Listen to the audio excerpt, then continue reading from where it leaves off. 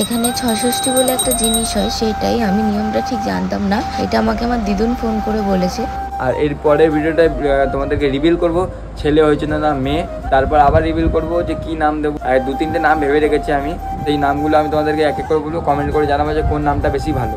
আর তোমরা ভিডিওটা বেশি ভালো তোমরা প্রে করো যাতে আমাদের বেবিটা ভালো থাকে, সুস্থ থাকে, আর আমাদের ব্লগটা ভালোবাসা দাও অনেকটা, আমরা এটাই চাই। আর কি বল, তারপর নিয়ে গেলাম মাম্মামকে ভ্যাকসিন দিতে। আর এখানে মাম্মামকে দেখো, তো যেহেতু আমাদের গায়ে আঁতুর, আমরা সেভাবে স্নান করতে পারবো না এখন, সেটা মানে 6 দিন না কয়দিন আমাদের একটা নিয়ম থাকে, সেটাতে আমরা স্নান করতে পারবো, সব কিছু করতে পারবো। এখন এখানে আঁতুরের গন্ধটা থাকে 6 দিনে না কদিনে বেশ আমাদের স্নান করায়, সেটাই করলাম। আর আমিও মাথা ব্যথা ঘষেছি, যেহেতু মাথায় প্রচুর নোংরা হয়েছিল, গরমও লাগছিল সেই পরিমাণে। আরও কাজে যেহেতু আমি পরে বিয়ে করছি, এখন ঠান্ডাও লাগছে, ওকে খাওয়াবো, ঘুম পাড়াবো। আর ওতে দিয়েছে আমার ফুল করে দেখ, কিছু করে দিয়েছে রে। ঠিক আছে চলো, স্নান না করতে হয়ে গেছে, এখন স্নান করা হচ্ছে আমাদের, স্যানু হচ্ছে। তো গাইজ এখন হচ্ছে সন্ধ্যা হয়েছে, আর আমি ঘুমের থেকে একটু উঠলাম, আর আমাদের বেবিও অনেকবারই উঠেছে, বাট মা আছে বলে আজকে আমি একটু রেস্ট পেয়েছি। তো এখন বেবিকে আবার খাবি দাবিয়ে ঘুম পাড়িয়ে দিয়েছি, ও অনেকবারই ওঠে, আবার নাইট ডিউটি করতে হবে আমাদেরকে। তো যাই হোক, মা এখন বাসন মাজছে, আর আমি এই ফাঁকে ওকে মানে খাবিয়ে দাবিয়ে শোয়ালাম, আর আমি একটু রেস্ট করব। তো মানে কী বলবো, আর সেলাইতে ওষুধ দেওয়ার পরে না মানে আমার এত প্রবলেম হচ্ছে, মানে কোমরটা ব্যথা হয়ে যাচ্ছে, নড়াচড়া করতে পারছি না। তো এইটা হয়তো সবারই হয়, শুধু আমার না, বাট আমি পুরোপুরি এই কয়দিনই সুস্থ হয়ে গেছি, এটাই আমার কাছে অনেক। হাঁটা চলা পুরো আগের মতন নর্মাল করতে পারছি, বাট বৃষ্টির জন্য আমার একটু সমস্যা হচ্ছে, বাইরে বেরোতে পারছি না। সকালে মর্নিংয়ে বেরিয়েছিলাম, বাট আমাদের বেবির জন্য হলো না, একটু বেরোলাম, রান্না স্টার্ট করলো, আবার ঘরে ঢুকলাম। তো যাই হোক, চলো দেখি ও কখন ওঠে, তারপর তোমাদেরকে দেখাচ্ছি কী কী করে। এদিন ছিল ছয়ষষ্ঠী, আমাদের মেয়ের 6 দিনের আতুর কাটা না কি বেশ একটা নিয়ম হয়, মানে 6 দিনের ষষ্ঠী, সেটাই আর কি করা হচ্ছে। ওকে রেখে আমরা বাইরে সবাই ওয়েট করছি, আর মনের মধ্যে একটা অন্যরকম ভয় করছে, ভেতরে কি হচ্ছে সেটা বুঝতে পারছি না। আমার মধ্যে তো মানে অন্যরকমই একটা টেনশন, আমি ঘেমে যাচ্ছি পাখার তলে দাঁড়িয়েও।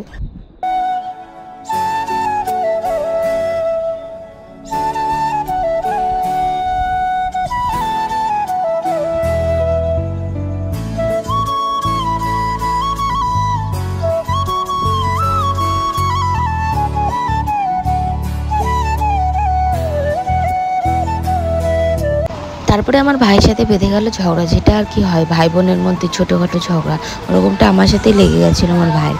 আর এখানে আমি ভয় পাচ্ছিলাম যে আমাদের মাম্মাম কাঁদছে না কেন। তারপরে দেখলাম অনেকক্ষণ বাদে আমাদের সোনা কাঁদনা শুরু করলো, তার মানে কি সম্পূর্ণ হলো ষষ্ঠী। আর এখানে আমি তারপরে ঘরে ঢুকলাম, ঘরে ঢুকলে দেখলাম না সব কিছু ঠিকই আছে। আমার মধ্যে তো একটা অন্যরকমই ভয় কাজ করছিলো, এটা সব মায়েদের মধ্যেই হয়, যেহেতু বাবু ভেতরে থাকে একাও, ছোট মানুষ যদি কিছু মানে অঘটন হয়েছে ওরকম কিছু একটা, বাট ওরকম কিছু হয় না, ভগবান আছে সত্যি। তো এখানে সম্পূর্ণ হলো ছয়ষষ্ঠী। আর এখানে আমার মা যা করার অনেকটাই করেছে, আমার শ্বশুরবাড়ির নিয়মে নেই, আমার শ্বশুরবাড়ির থেকে তেমন কিছুই আমাকে ফোন করে বলা হয়নি, সেইভাবে আর আমার সেরকম কিছু করা হচ্ছে না। যতটুকু জানি আমার শ্বশুরবাড়ির নিয়ম, যতটুকু আমি পালন করছি। তারপরে সোনাকে নিয়ে চলে গেল মা খাটে মশারির ভেতরে, যেহেতু ও পিঠ ওর ব্যথা হবে, ছোটো মানুষ, তাই জন্য। আরও আমার মানে কীরকম একটা ভয় লাগছিল, তোমাদেরকে কি করে বলবো সেটা আমি বুঝতে পারছি না, একটা মাই বুঝতে পারে যে এরকমটা কীরকম লাগে। তো তারপরে সোনাকে নিয়ে মা চলে গেল খাটে, আর আমি ভাইকে বলছিলাম যে ক্যামেরাটাও ঠিক করে করতে পারিস না। ও সত্যি ক্যামেরা করতে গেলে কী করে মানে কি বলবো, ওকে কোনো দিন ঠিক করে ক্যামেরা দিয়ে আমি স্যাটিসফাই না, ও ভুলভাল করতেই থাকে, ওই জন্য ওর সাথে আমার বেঁধে যায় ছোটো ছোটো ঝগড়া।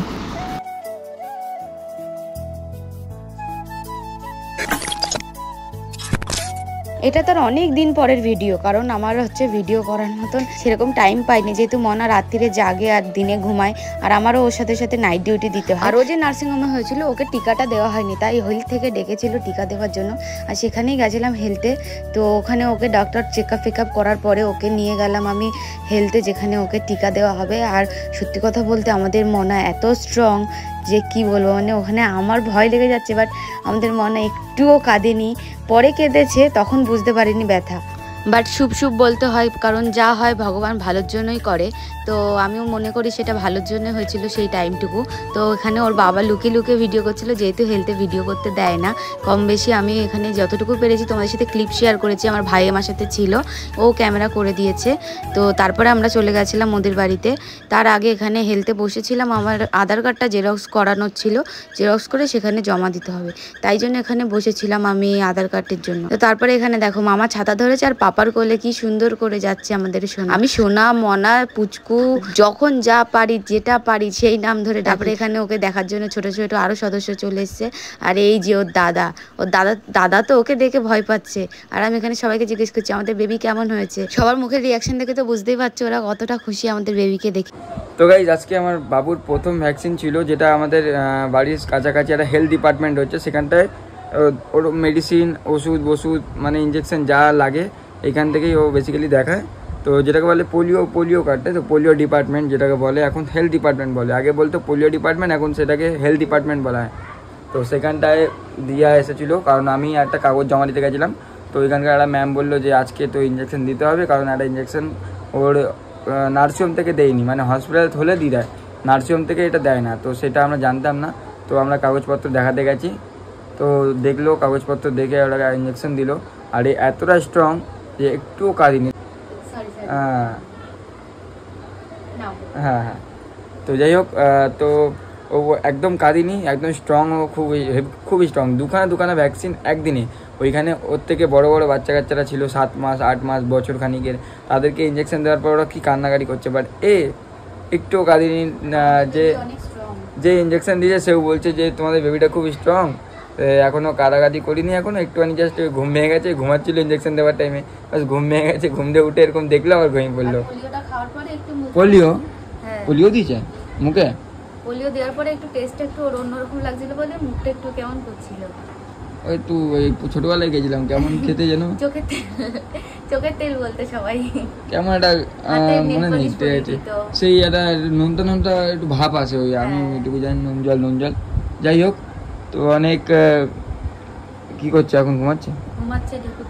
অনেক আস্তে আস্তে কথা বলতে হচ্ছে, কারণ ও খুব মানে সেন্সিটিভ টাইপের। একটু আওয়াজ হলে, একটু খাটে নড়াচড়া করলে উঠে পড়ে আর কাঁদা স্টার্ট করে দেয়।